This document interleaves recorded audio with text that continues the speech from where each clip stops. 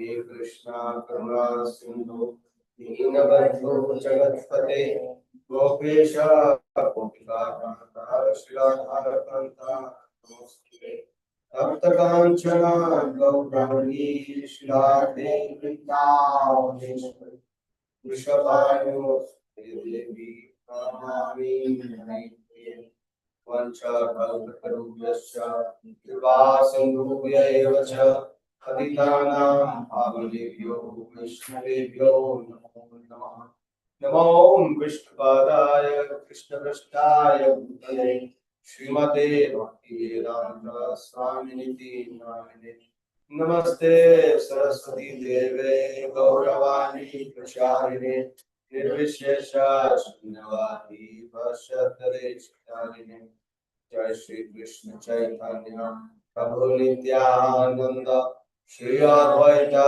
Gadadhar Shivasari Gaura Bhaktivinoda Hare Krishna Krishna Krishna Hare Hare Hare Rama Rama Rama Hare Hare Hare Krishna Krishna Krishna Hare Hare Hare Rama Rama Rama Hare Hare Hare Krishna Krishna Krishna Hare Hare Hare Rama Rama Rama Hare Hare. Hare Krishna. Does anybody remember what did we discuss last time?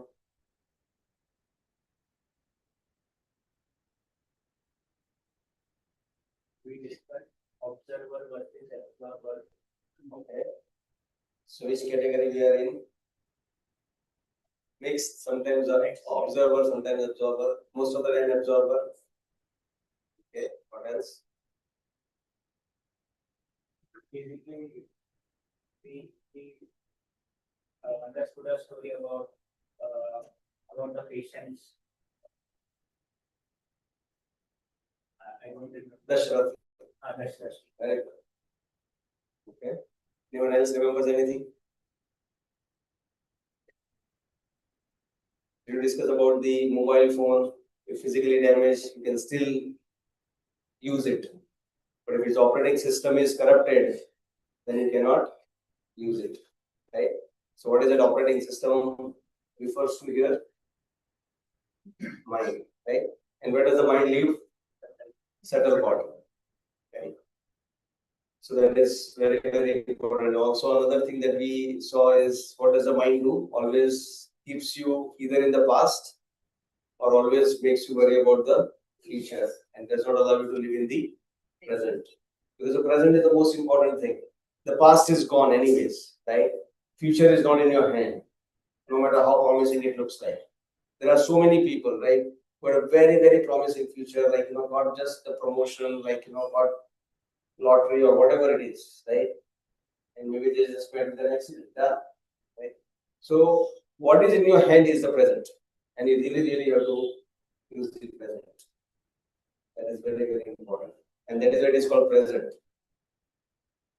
Right? So give yourself a present of the present. So that is very, very important. Otherwise, you'll be always mind is the one which always is on the mission to distract us, and today we will do it. So let me set an alarm. We will anyways end before 8:15 or latest by 8:15. Because what we'll do is today we will start our chanting process. Okay. So we'll do that. And this time I would ask all of you to share your realizations of chanting. And how many were you able to control your mind? Control in the sense, were you able to chant with the attention and focus on the holy names, or your mind was going somewhere else? And what are the struggles that you did and how you were trying to do that? Because that is very, very important. Because in this world, the biggest problem is the focus, right? And what is the trick here? The trick is we have to identify the mind, not identify with the mind. Many times what we do, we just identify with the mind. We don't see ourselves separate from the mind. You're getting the point? Because whatever the mind says, what we do is we just accept it. We don't say that, okay, you are different, you're a different entity. And can you imagine what this giving you the context of, like, the which chapter we are in, by the way? Sixth chapter. What is the title? Dhyan Yoga. Right? So how does the fifth chapter end? The fifth chapter ends with the Nishkam Karma Yoga.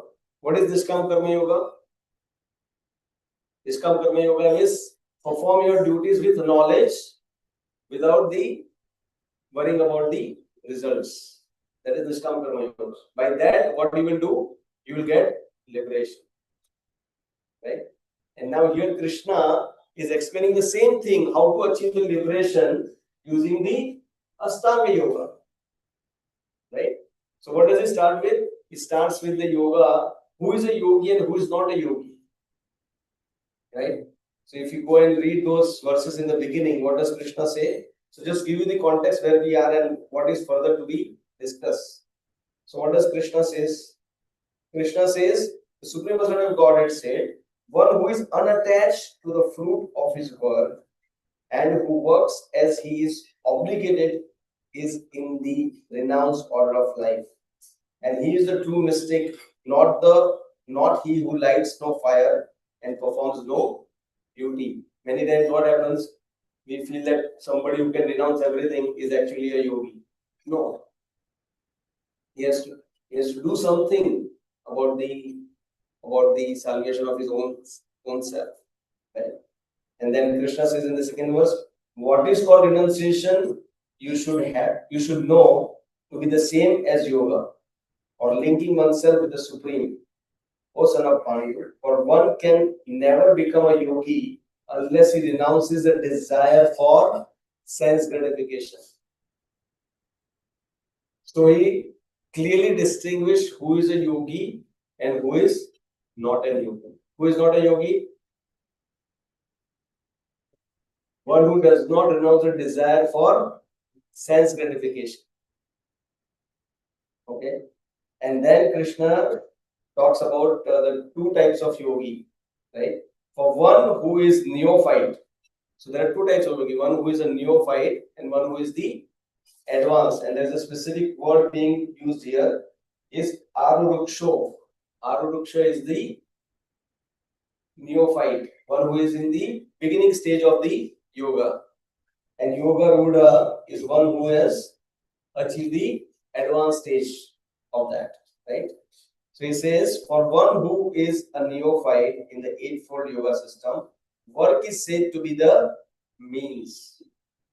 And for one who is already elevated in yoga, cessation of all material activities is said to be the means. That's why ultimate state in yoga system is what? Samadhi. Right?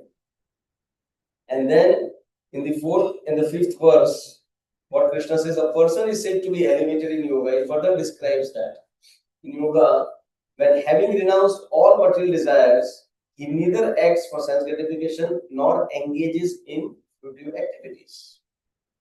One must deliver himself with the help of his mind and not degrade himself. So once it is defined that who is a yogi, who is not a yogi, what is the starting process and what is the end goal of the yogi, and now Krishna is telling that who is actually the most important ingredient of the yoga is mind. You have to control the mind. And once you have controlled the mind, right, the two verses talks about the mind, fifth and the sixth, where it is mentioned, for him who has controlled the mind is the best friend. But for one who has failed to do so, his mind will remain the greatest enemy. Right? So we discuss at length, right, why your mind is your enemy. Because it's always going to drag you to the places which is going to be detrimental for your spiritual life. And then 7 to 9 verses is actually talking about the symptoms of a yogi. Right? After controlling the mind, what does the yogi experience? Right? So in the 7th verse, it is very beautifully explained that for one who has conquered the mind. So the result of conquering the mind, very interesting. The supreme is already reached, for he has attained tranquility. To such a man, happiness and distress, heat and cold, honor and dishonor are all the same. So can you imagine if you control the mind, you have first of all reached the supreme, and after that, heat and cold doesn't matter. If you switch off the AC, you'll all be off. Fine, right?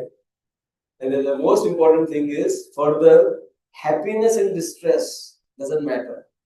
So if you see, this is all at the going higher and higher. You're getting the point? Heat and cold is at the very physical level. Happiness and distress is still further on the mental level, right? At your mind level. Can you be equal to your happiness and distress? Can you laugh during your happiness? No? Yes. Very good. You can laugh during your happiness. But can you laugh during your, going through the sad times, going through the, your distress? Can you laugh? But a person who has conquered the mind can laugh during the distress time as well. Because for him, happiness and distress is the same. And Krishna says in the beginning of the Bhagavad Gita, I think it is second chapter, happiness and distress are like what? Like the summer and the winter season. It comes and goes. How many of you feel when the time goes very slow? In which period? When you are happy or distressed? Happy. How many of you say the time goes very slow when you are happy? Raise your hand. Okay. How many of you say the time goes very slow when you are in distress? Right. 24 hours the same. Second के हिसाब से चल रहा है. ऐसा नहीं कि कम हो जा रहा है. Right. But during the time of distress, it feels like, my God, it is eternal. This problem is staying with me forever. But please, there was a king, and the sage gave him one gift, saying that you keep this gift, and whenever you're in the most distressful time, open this. And whenever you're in the most happiest time, open this. And that will make your life very easy. I said, really? I said, yeah. So the gift was given, it was a golden ring. And the king was going through the toughest time of his life, because the neighboring king has conquered them and all those things. Says, I really need to now open the gift that my, spiritual master has given me. So he opens the gift and looks at it. What was written on that ring? This too shall pass. So he realizes that this is not forever. Believe me, it is very, very difficult. When we are going through the tough time, we feel that it is eternal. And that's a problem. That is a problem. And then afterwards, somehow he was able to conquer the neighboring king again. He got his kingdom back. And having the happiest time, he got 4 or 5 kingdoms added to his kingdom, merger and acquisitions as we do it. Right? And he became a bigger king now, right? So he became very happy. And he again remembered, my spiritual master told me that whenever I'm extremely happy, I must look at it. So he looks at it and sees that this too shall pass. So what happens in the happiness? We feel ये भी permanent है. इसकी वजह से हम लोग क्या सोचते हैं कि अरे लाइफ झकास है एकदम जबरदस्त लाइफ है अपना कोई प्रॉब्लम ही नहीं. We don't want you to become artificially depressed or morose, but at the same time we want you to be cognizant of the things that anything can go wrong at any time. Prahlad Maharaj says in Srimad Bhagavatam, padam padam yatvi padam. That means every step there is a danger. You do not know what can happen in your life. But if you identify with that happiness or you identify with the distress, that is a problem. That is what it is being explained here. So if you conquer your mind, then you will be able to sail through the happiness and distress both equally, no problem. How many of you want such a mind, right? That happiness or distress doesn't matter, it just I can go on. That is what we need. Otherwise, in happiness, our productivity is very high. In distress, our productivity becomes very zero. It doesn't help anybody to progress even in material life for that matter, right? And उसके आगे का बात है. What Krishna is saying, one was conquer the mind for him, honor and dishonor. Honor and dishonor becomes equal. Can you imagine that? If somebody honors you, really amazing. Right? And somebody dishonors you, amazing. Right? Then Krishna goes further. A person is said to be established in self-realization and is called a yogi. When he is fully satisfied by virtue of acquired knowledge and realization, such a person is situated in transcendence and is self-controlled. He sees everything, whether it be pebbles, stones, or gold, as the same. Now let me ask you this. It's a puzzle. What is that one thing, then when it is given to you, you say, I don't want it. But if it is not given to you, you feel that, why this is not given to me? You feel very uncomfortable, you feel very agitated, you feel very irritated. I repeat, okay, this is the, what do you call, the puzzle, right? When it is given to you, you don't want it. And when it's not given to you, you feel very irritated and very uncomfortable. What is that one thing? हाँ? मान. वो एक ऐसा चीज है ना, जब भी आपको कोई देगा ना, मैं तो कुछ नहीं, मैं तो बहुत तुच्छ हूँ. I am very very ordinary person. अरे प्रभु आपने क्या ऑर्डिनरी काम किया, अरे प्रभु आप क्या क्लास देते हो, अरे प्रभु आप क्या मुदत बजाते हो, अरे प्रभु आपका क्या स्टॉक में दिमाग चलता है, is amazing, you are so great. नहीं नहीं, भगवान की कृपा, मेरा तो कुछ नहीं. And let's say you have done something great and nobody even acknowledges it. Nobody gives a damn about it. Then you feel, अरे यार लोगों को पता नहीं मैंने क्या किया है, मेरी वजह से प्रोग्राम चल रहा है, मेरी वजह से स्टॉक मार्केट चल रहा है. And people are not even recognizing it. So when it is given, you don't want it. But if it is not given, it makes you really, really irritated. That is what Krishna is saying, mana apman. Right? Now coming to the point, as we discussed last time, right? We want to discuss before we go to the discourse. So what it means to see everything, right? Krishna says that the person whose mind is controlled, he sees pebble, stone, and gold as the same. What does it mean? For him, doesn't matter what is gold, what is pebble, what is stone. Everything is equal. So do you want this? पहले वाला आप सब लोगों ने हाँ बोला. You want to be like, you want to be equal in heat and cold, happiness, distress.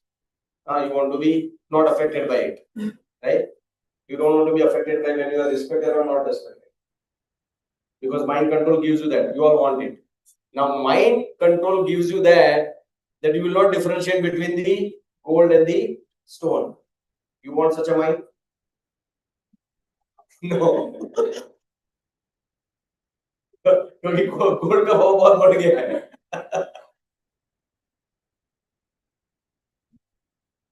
Why do you think you don't need such a mind which doesn't differentiate between the pebble and the stone? The stone. Pebble and stone chalega, right? But stone and the gold nahi chalega. Why?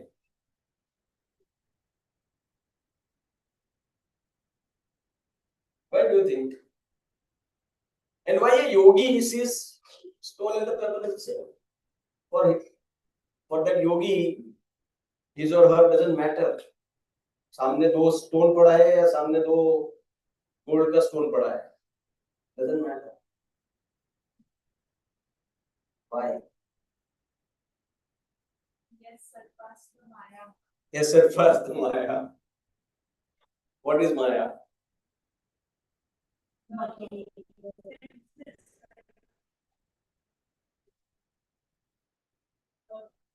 Need attachment, like usually ladies are but I am still I'm the same gentle like Sona ka har that is kind of attachment what a woman has. Yeah. So that is like I'm attached to it and that is not a yogi person usually is.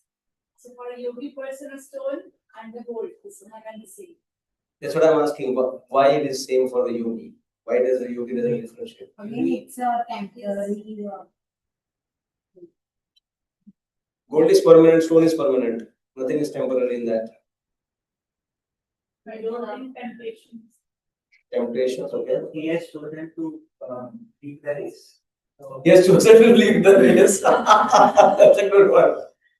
Agree. if you are in that race of scaling up into the material world, then you have to be smart enough to gold, उसमें भी purity आप ज़्यादा देखोगे, कौन सा more pure. But that is to scale up. But वो अगर आप रेस से ही बाहर निकल गए हो, फिर तो क्या ही फर्क पड़ता है कि you have the pebble or gold. So if you think deeper, right, what actually gold does to you? What gold means to you? Greed. Greed. Monetary value.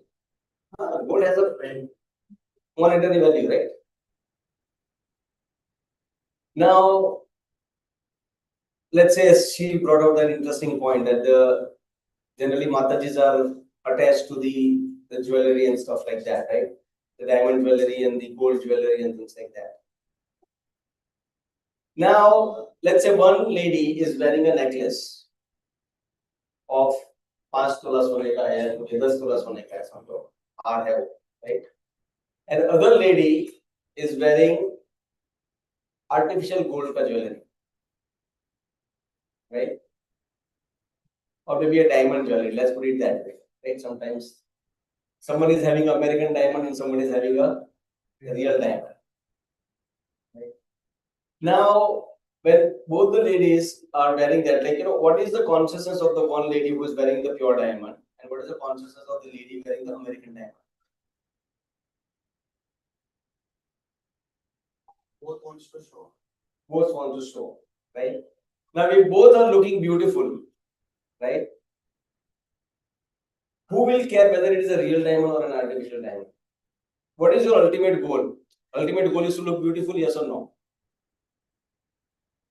Right?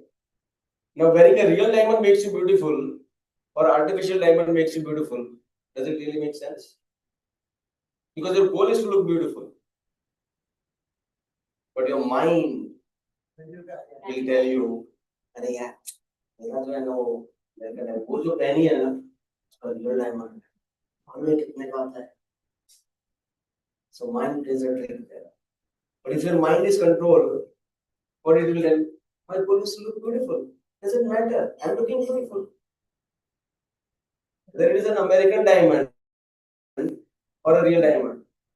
Believe me, like none of us are like anybody is here in the jewelry business. At least I have audacity to say maybe I am so dumb, okay? My wife goes for buying a jewelry, right? And if she says like show me this, I cannot make out whether it is a real diamond or an artificial diamond. It's very, very difficult. Unless until that person gives you the certificate of the diamond, that's how you're going to figure out that it is a real diamond. Because nowadays the way they are making diamonds, what is that called nowadays? Lab grown diamond, right? You can't even make out. So now going back to the point, right? So let's say for a yogi, अगर वो देखता है यहाँ पे सोने के 2 पत्थर पड़े हैं, तो वो क्या करेगा? छोड़ देगा? क्या करेगा उसको? छोड़ देगा. हम लोग क्या करेंगे? ले लेंगे. मैं बोलता हूँ योगी भी ले लेगा. What yogi sees, a real yogi does not see अरे stone और gold मेरे लिए same ही है. I don't care. There are some instances पैसा somebody gives a donation, नहीं मैं पैसे को हाथ ही नहीं लगाता. And when Prabhupada was being asked, what do you do if somebody offers you the money? He said, I accept it with both the hands. Why? because I want to use it everything in Krishna's service. Everything in Krishna's service. So when you see those things for your own pleasure, for your own sense gratification, that is the problem. So the yogi does see the difference between the stone and the gold, but that he or she uses the gold in the right purpose of the Lord's satisfaction. That is what the yoga is all about. Okay? So let's go into today's verse. We'll take two verses only, 9 and 10. 9 anyways doesn't have a purport. You can repeat after me. Suram mitrari udasina madhyasthatvesya bandhushu sadhusva apicha papeshu samabuddhir vishishyate.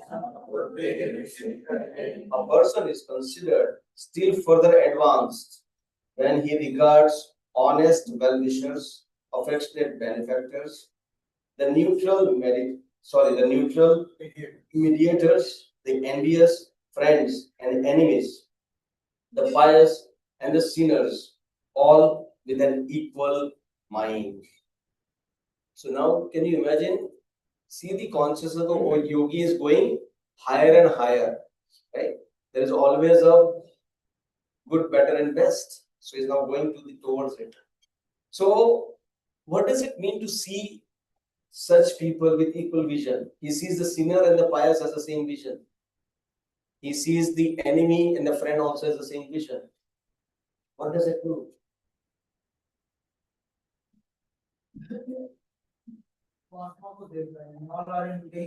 Exactly. He does not see, as a very beautiful saying is there, right? Hate the sin but not the sinner. That is very important. Hate the sin but not the sinner. That is what is exactly that vision is all about here. He sees that this person is doing sins, this person is my enemy, but what does he see from the angle of it? Is he is the part and parcel of the Lord. Because every one of us here is part and parcel. Now let's go further. Now what is going to happen in the verse number 10 to 17 is actually, so now what happened? We talked about who is yogi, who is not a yogi, right? After that we saw who is the neophyte and who is the advanced yogi, right? And how one or who is the mind, is your enemy or the friend. And if it is controlled mind, then what are the symptoms, right? That we saw, like, once achieved the supreme, sees the heat and cold as the same, is the man upman as the same, sukha dukha as the same, and then goes further, right? Sees the stone, pebble, gold as the same, and even going further, that the enemy, sinners, like, all these people as the same, right? The sinner is the same, the pious is the same. Now it is going to explain that how you will achieve this. It's very important, right? So you can repeat after me. Yogi unjita satatam. Yogi unjita satatam. Atmanam rahasi stita. Ekaki yat chittatma. Nilasir aparigraha. A transcendentalist should always engage his body, mind, and self in relationship with the Supreme. He should live alone in a secluded place and should always carefully control his mind. He should be free from desires and feelings of possessiveness. But Krishna is realized in different degrees as Brahman, Paramatma, and the Supreme Personality of Godhead. Krishna consciousness means consciously to be always engaged in the transcendental loving service of the Lord. But those who are attached to the impersonal Brahman or localized super soul are also partially Krishna conscious. Because the impersonal Brahman is the spiritual ray of Krishna, and the super soul is the all-pervading partial expansion of Krishna. Thus, the impersonalist and the mediator are also indirectly Krishna conscious, are directly Krishna conscious person is the topmost transcendentalist because such a devotee knows what is meant by Brahman and Paramatma. His knowledge of the absolute truth is perfect, whereas the impersonalist and the meditative yogi are imperfectly Krishna conscious.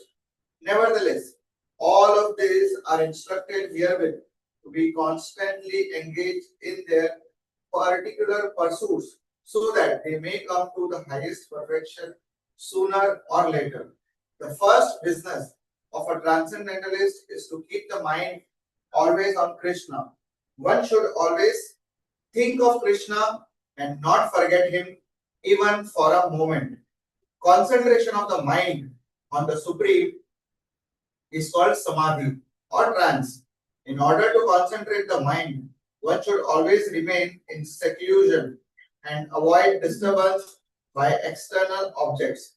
He should be very careful to accept favorable and reject unfavorable conditions that affect his realization.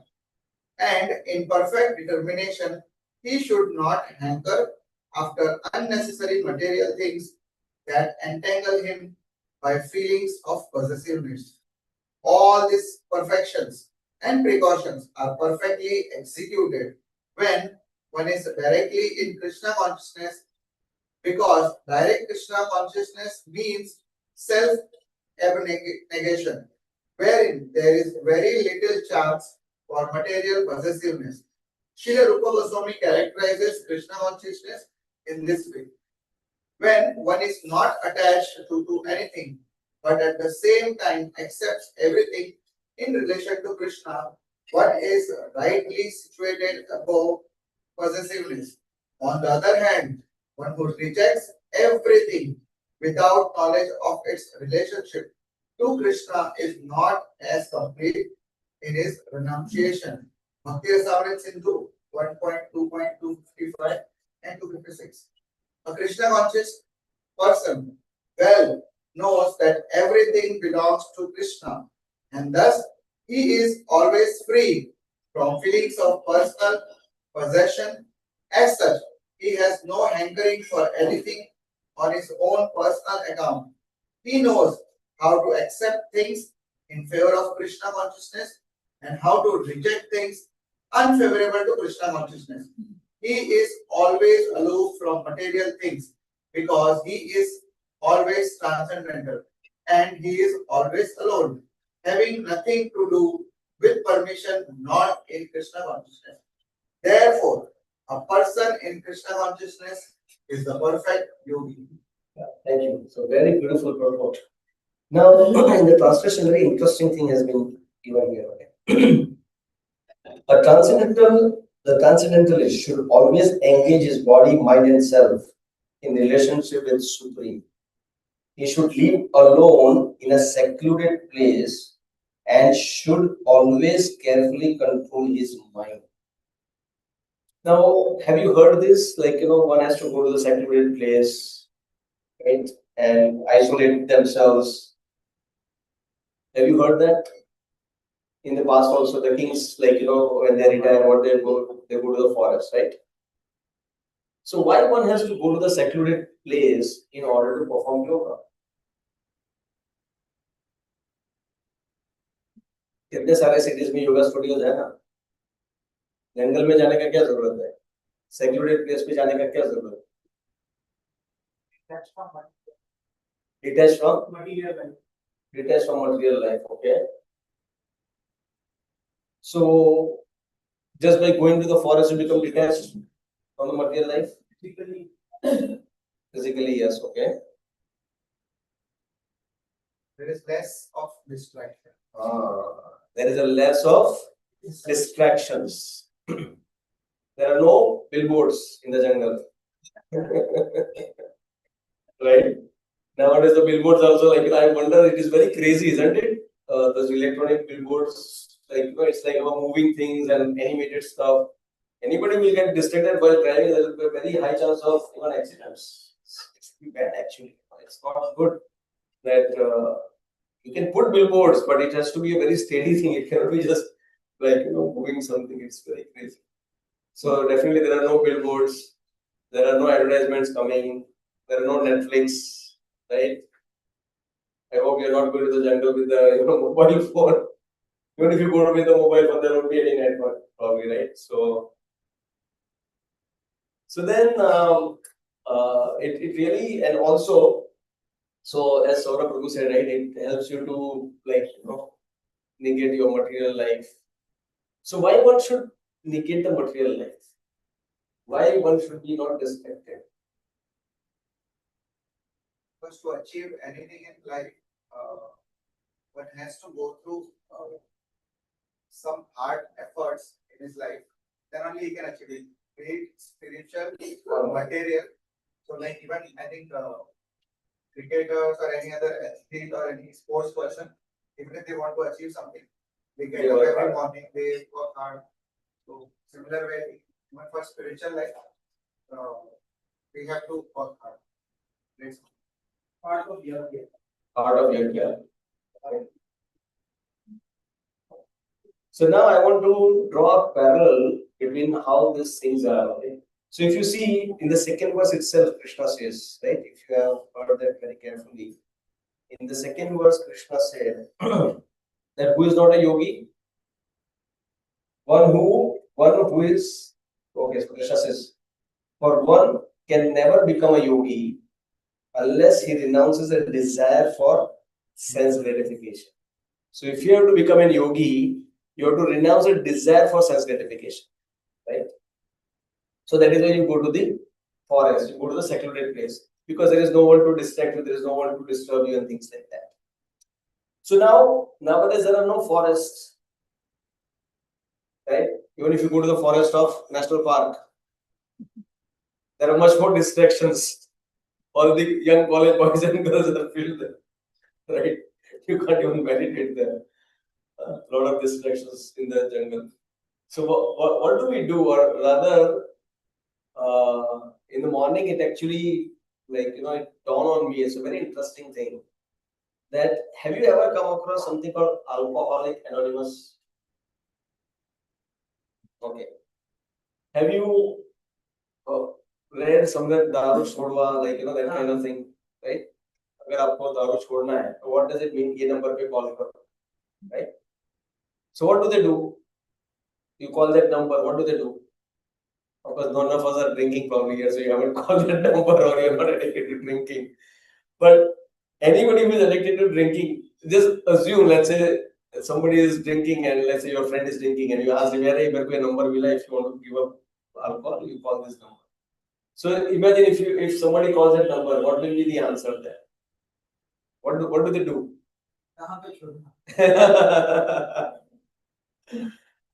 Right? So probably they will say that we have a group of people who are trying to give up the alcohol. You please join our club or you join our group, right? Because we are all trying to do that. So I will help you join that particular group. So if you go to Alcoholic Anonymous, what do they do? First of all, they say, don't go to the place where there is an alcohol, right? Don't meet with people who are already alcoholic, and don't go to the environment which helps you indulge into the drinking. These are the three things, first of all, they are going to tell you, isn't it? So let's say if you're going through a particular route where there are so many bars, right, on the right hand side and the left hand sides, right? So there is a high chance that, even if you want to control, you cannot control it, you will end up into one of the bars and end up drinking, right? So you change your route where practically there are no bars or something, right? Do something like that. You try to avoid other companies, like people who are drinking so much, saying that, "Arey yaar, mere paas time nahi hai, main nahi aunga idhar, ye wo karke." Just try and avoid that, right? So similarly, why he has to control so much? Any idea that he doesn't want to go through the places where there are so many bars, or doesn't want to meet with people who are already alcoholic? Why he has to do that? Because he is addicted, right? What is the meaning of addicted or addiction? What is the meaning of addiction?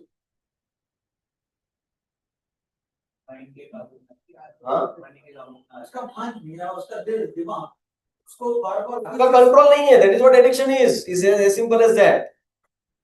You being dragged to that particular thing, isn't it? That is what is called addiction. आपको नहीं करना है फिर भी आप कर लेते हो वो चीज, उसको addiction बोलते हैं. ठीक है?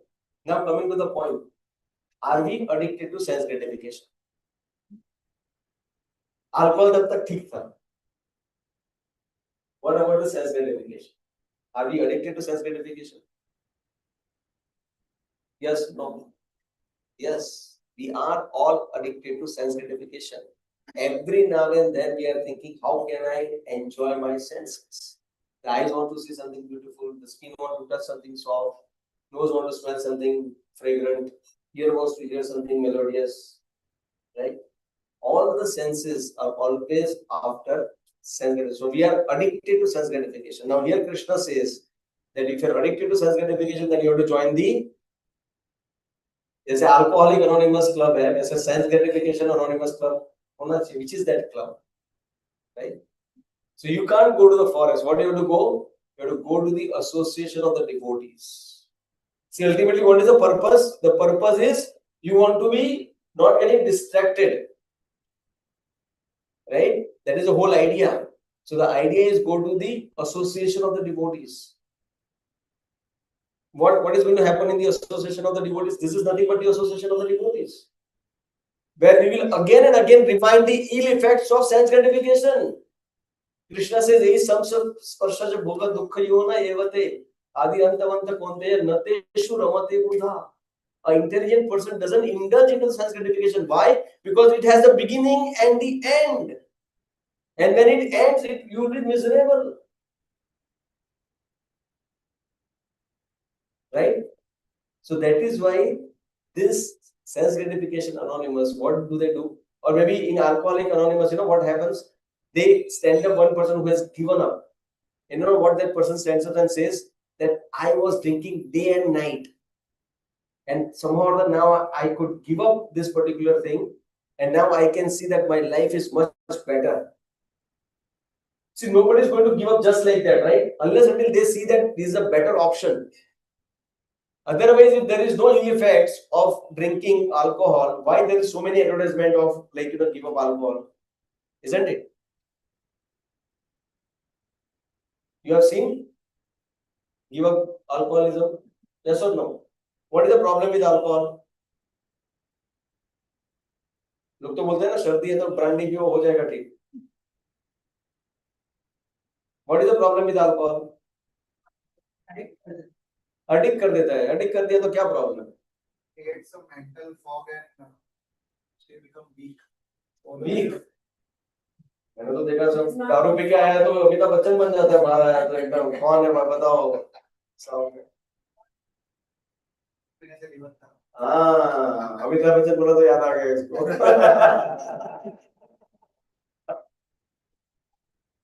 Exactly, that is what happens, guys. दारू पीने से लीवर खराब हो जाता है, लीवर सिरोसिस हो जाता है, right? That is what happens. That is why one should not drink alcohol. If you are addicted to water, is that a problem? Let's say if I say I am addicted to water, every now and then I have to drink water. Is that a problem? कोई problem नहीं, क्योंकि उसका कोई side effect ही नहीं है. You getting my point? So alcohol का side effects है. It is a जानलेवा है. It's not just जानलेवा. It is lot of money is also going, and your families have gone destroyed. कितने सारे families destroy हो गए हैं. Today only I saw that movie called Lalo. Right? Motherji has told me that it is a very beautiful movie on depicting how Krishna's hand is there. Right? And in that we saw that person was alcoholic and his entire life was ruined. Entire life is ruined. How many of you have coming maid at your home? Many of us, right? And just ask their husbands.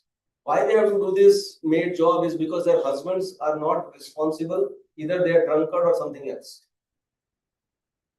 There are very few who really want to make the life better. That's why both husband and wife are working. But majority maids' husbands are alcoholic, and that is the biggest problem.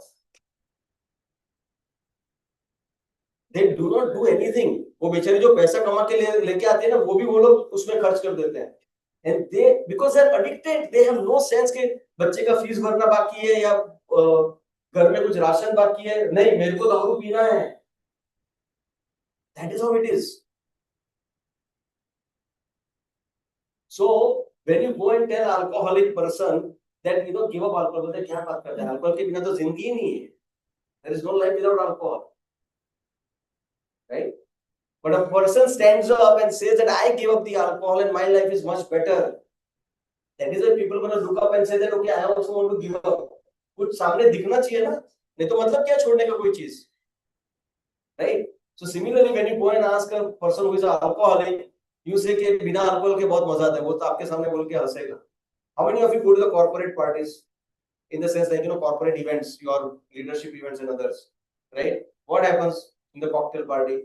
If you don't drink, people will look at you saying, "कौन से planet से आया भाई तू? मजा ले ले यार, मुफ्त में मिल रहा है. Corporate खर्चा कर रहा है and you are not drinking. What kind of insane person are you?" Right? Now coming to the point, how alcoholic person sees the other people as insane. Similarly, a person who is a sense gratifier, person who feels that sense gratification is my goal of life, he feels others as a, अरे तेरी जिंदगी में कुछ है ही नहीं. Many times I go to these events on this, and okay, I don't eat onion garlic also, so अलग से simple सा चीज आ जाता है अपना खाना. बोलते तेरे लाइफ में है क्या यार? ना ही तू डिस्को करता है, ना ही तू बॉलीवुड सॉन्ग सुनता है, ना ही तू ऑनियन गार्लिक खाता है. नॉनवेज तो छोड़ ही दे, उसमें कितना अच्छा लगता है नॉनवेज खाना, वो भी नहीं खाता है तू. इवन कांदा लहसुन भी नहीं खाता है. बिना कांदा लहसुन के क्या खाना है यार? I don't understand how you're living, right? That is how this people sees you. But when, what do we see as ourselves? I see that I am much, much happier than these people, because these people are slave of their senses, as the person is slave of the alcohol. Exactly the same thing. Exactly the same thing. There is no difference at all. So that is why it is very, very important for this association of the devotees. That is nothing but the secluded place. Even though you are among so many people, you are in a secluded place. Why? Because we are hearing only about Krishna Katha. We are discussing about Krishna. So try and associate more and more, either with the physical association like this, or through the hearing of Krishna Katha on the net. Nowadays there are so many options available, right?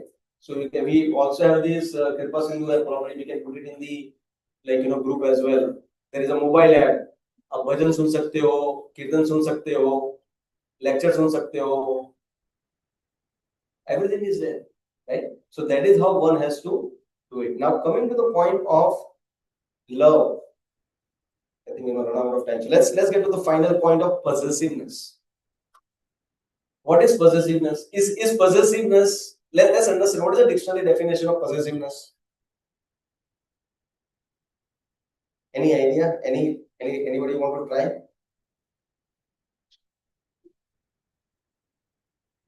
What is possessiveness? Intense desire to control, own, or dominate a person or object. Intense desire to Control, own, or dominate a person or object. So is it good or bad? Bad. Okay. Having possession is good or bad?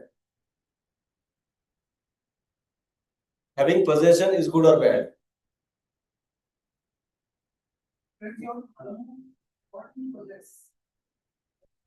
Let's say you possess anyways you have to possess, so I can give you Rolls Royce, okay? So let's say you possess a Rolls Royce, or maybe let's say you possess a jet plane. Is it bad? Ved Murthy Prabhu is going to take all of us next time.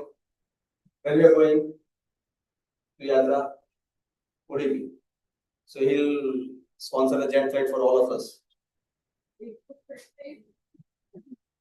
2-3 चक्कर मारेगा, 5 चक्कर मारेगा.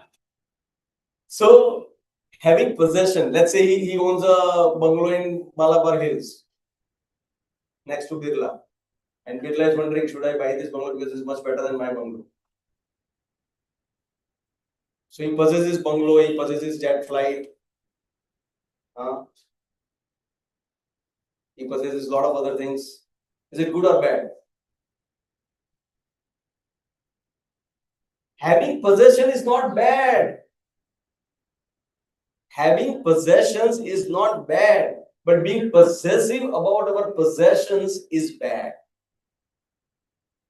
That is the biggest mistake we do. अरे नहीं मैं तो अभी कृष्ण पसंद आ गया, ये सब माया है, I will not possess. No. As I said, what is going to use the jet flight for? Taking devotees to yatra. What is wrong in it? It's fantastic. Having possession is not a problem, but being possessive is problem. And that is what the biggest problem in relationship. That's the biggest problem. You literally, as he said, you literally control the other person being a possessive. I think there was a movie also, right? Mera pati sirf mera hai, something like that was there in the past. Right? It is so possessiveness. And the same thing for the husband also, right? Meri pati sirf meri, whatever, right? You being so possessive about the other person, then it gives that person, it suffocates the other person, and you yourself is so insecure. So somebody said very nice thing. Generally, when you're talking about somebody is being possessed, what does that mean? Who possesses the things? Ghost. Right? So if you're being possessive about something, always remember that we are almost like a ghost. It will help you that we should not being possessive about things, be it a relationship or be it anything. Have possessions, no problem. The children also we have, right? How possessive we are about our children. It is so crazy because what happens is binds them. And what children want, we all being teenage once upon a time, right? Did we all feel that I need freedom? How many of you wanted to run away from your home? It's too much. क्या चल रहा है घर में यार, कोई समझता ही नहीं मुझे. They want to possess us, right? तो ऐसा ही होना चाहिए, ऐसा ही करना है. But when you give freedom to these people, actually they do anything for you. That is very important. If you're not possessive about your own relationships, your own things, then it becomes so wonderful thing. They actually want to do wonderful things for you. जितना आप उसको grip में लेना चाहोगे ना, वो उतना ही छूटता जाएगा. आपने कभी समंदर की रेत को हाथ में पकड़ के देखा है? हाथ में रखने का जितना टाइट पकड़ोगे उतनी ही रेत उसमें से फिसलती जाएगी. That is what it is. So don't try to control things, just let it go, and then things will become very wonderful. Because anyways you can't do anything about it. You can't do anything about it. If somebody wants to have an extramarital affair, you can't marry it. There is no point in being insecure. If somebody is going to use your possessions, it's okay. Don't become so possessive. Like, as we discussed last time also, right? Somebody were having a color TV back on those days, 1980s. Right? अभी उसका क्या घिसेगा, उसका ना ही घर घिसेगा ना ही कुछ घिसेगा. Neighbour आके आपके घर में बैठा, क्या प्रॉब्लम है आपको? But you are so possessive. अरे नहीं, ये मेरा TV, how can you come and watch? No, it's crazy. So having possession is not a problem, but being possessive is a problem. So we have to give up this possessiveness, and Krishna tells how you can give up possessiveness by being Krishna conscious. How you can give up possessiveness, and what it means to be being Krishna conscious helps you give up possessiveness, is because you all understand that this does not belong to me. Everything belongs to Krishna. And when you get to that stage, believe me, right now we are not at that stage, but when you get to that state, it is such a beautiful state of mind. You will feel liberated. Oh, this is not mine, it's all Krishna's. And I've been given as in my taking care of things. I'm just I'm a caretaker of these things. That's why it is very beautifully any marriage that happens in ISKCON, like and generally we invite the spiritual master for such marriages to bless the occasion. And he gives the speech for 20-25 minutes, right? And in that speech, without fail, my spiritual master always mentions that she is Krishna's property. She is Krishna's daughter, given to you and as marriage. And he is Krishna's son, given to you in marriage.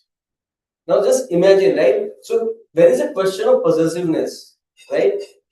We see her as Krishna's daughter. She sees the male or the husband as Krishna's son. It becomes such a wonderful. And when the children were born, you consider them as given by Krishna.